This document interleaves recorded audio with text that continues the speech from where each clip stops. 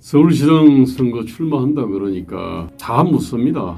왜 나왔냐? 그리고 또 이제 저같이 국민의힘당 후보가 아닌 사람 같은 경우는 그런 질문을 더 많이 받을 것 같습니다. 한마디로 저는 가짜들이 판치는 이 정치판을 그냥 두고 볼 수 없어서 나왔습니다. 진짜 정치를 좀 보여주고 싶어가지고 나왔습니다. 박원순이 한 게 다 민주개혁의 이름으로 한 건데 이제 그거는 다 파탄이 났습니다. 이제는 좀 자유개혁을 보여줄 때가 되지 않았나 이렇게 생각을 합니다. 한마디로 말하면은 진짜 정치와 자유서를 위해서 나왔다고 이렇게 얘기할 수 있습니다.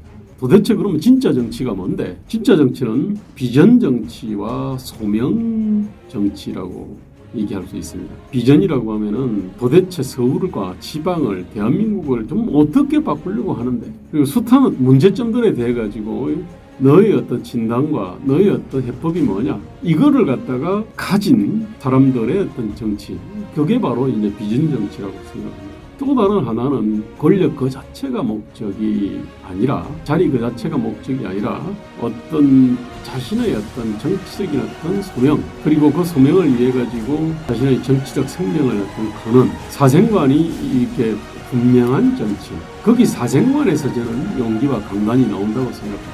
다시 말하면 비전 정치와 소명 정치입니다. 소명 정치는 용기와 강단이 있는 정치입니다. 왜 그러면은 국힘당이 안 되냐? 그거는 제가 이제 이 책에서 이렇게 길게 썼습니다. 국힘당이 안 되는 거는 진짜 정치를 안 하기 때문이고, 비전 정치를 안 하기 때문이고, 소명을 잊어버렸기 때문에 그렇습니다.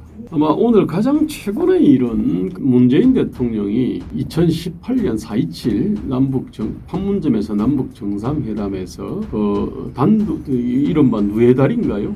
그 다리에서 이제 단독으로 만났지 않습니까? 단독으로 만났는데 그때 육성으로 확인된 거는 발전소라는 얘기는 확인이 됐습니다. 그리고 거기서 USB를 갖다가 건네준 게 확인이 됐습니다. 근데 USB 안의 내용이 어떤 내용인지는 뚜렷하게 밝히지 않았는데 아마 발전소 얘기했으니까 발전소 관련된 내용들이 들었겠죠. 그런데 최근에 그 검찰의 조사 결과에 의하면은 산자부가 그때 삭제한 500여 개의 파일 안에 북한 원전 건설 계획과 관련된 내용들이 여러 개가 들어 있었다는 것이 지금 확인이 됐습니다. 이걸 왜 지웠을까요? 아마 이제 그거는 문재인 대통령하고 김정은이 뭔가 밀담을 나눴고 그 밀담의 어떤 그 주요한 주제 중에 하나가 아마 그 북한 원전인 것 같아요. 합리적 추론이죠. 그런데 정말로 참 골 때리는 거는 대한민국에서는 지금 탈원전 정책을 밀고 나가지 않습니까? 그죠? 왜? 위험하다고 하면서.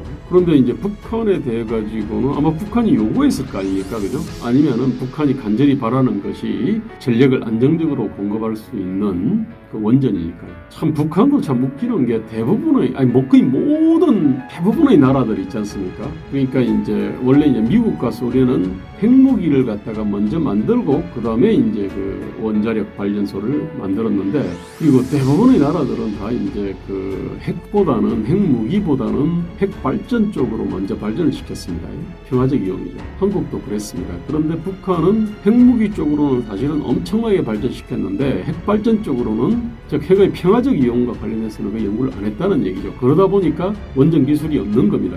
그래서 이 문재인이 이제 원전 기술을 갖다가 제공해 주겠다 아마 이런 얘기를 갖다가 하지 않았겠습니까?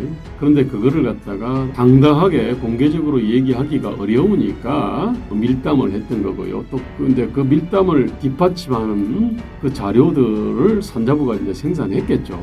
그렇게 됐는데, 근데 어쨌든 참 자기 나라의 원전은 위험하다고 이렇게 이 폐쇄를 갖다가 엄청난 무리수를 갖다가 두면서 폐쇄를 하면서도 어디 1만 킬로 바깥에 있는 나라가 아니고 바로 지척에 있는 나라, 북한에 대해 가지고는 원전을 갖다가 지어주겠다라고 하는 것 자체도 굉장히 모순적인 얘기입니다.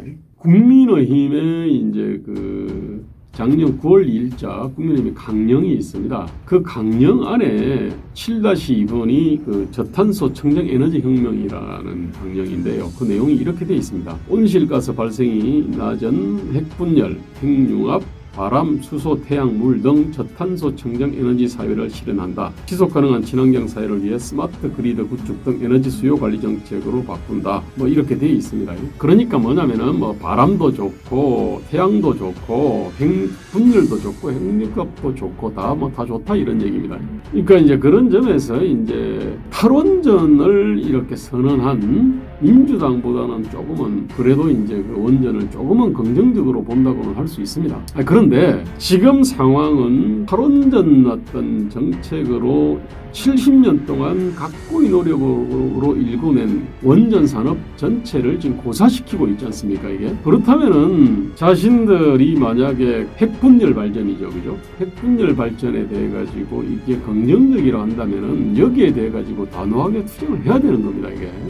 자기들은 예컨대 폭력을 갖다 반대한다고 공약에 써놨어요. 그런데 눈앞에서 엄청난 폭력이 자행된다 그러면은 그 폭력을 비난하거나 아니면 그 폭력에 맞서 싸워야 되는 겁니다. 그래야 그 강령이 살아있는 강령입니다.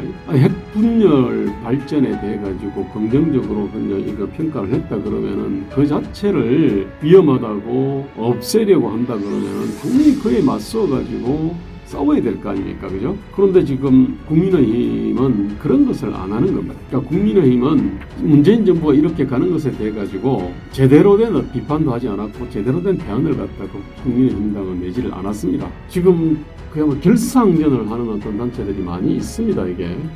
지금 서명운동을 갖다가 100만 명 가까운 어떤 서명을 하고 정말로 치열하게 싸우고 있고 또 사실은 그것 때문에 전국 그 방방곡곡의 산림들이 그 태양광 패널로 덮이고 있지 않습니까? 근데 비핵화에 전혀 진전이 없는 상태에서 그 북한의 에너지 문제를 갖다가 해결을 다 해주는 에너지 문제를 갖다 크게 완화해주는 원전을 지어준다라는 것 자체가 정치적인 이적 행위가 분명합니다. 이게 문재인의 어떤 이거는 단순 가오라기보다는 이건 미필적 고의에 해당되는 이거는 이적 행위 내지는 여적죄라고 저는 그렇게 단언할 수도 있습니다.